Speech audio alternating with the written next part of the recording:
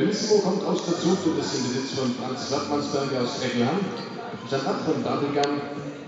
Der Vater leistungsgeprüft, Farbon hier im Ring 2007 mit 7,37.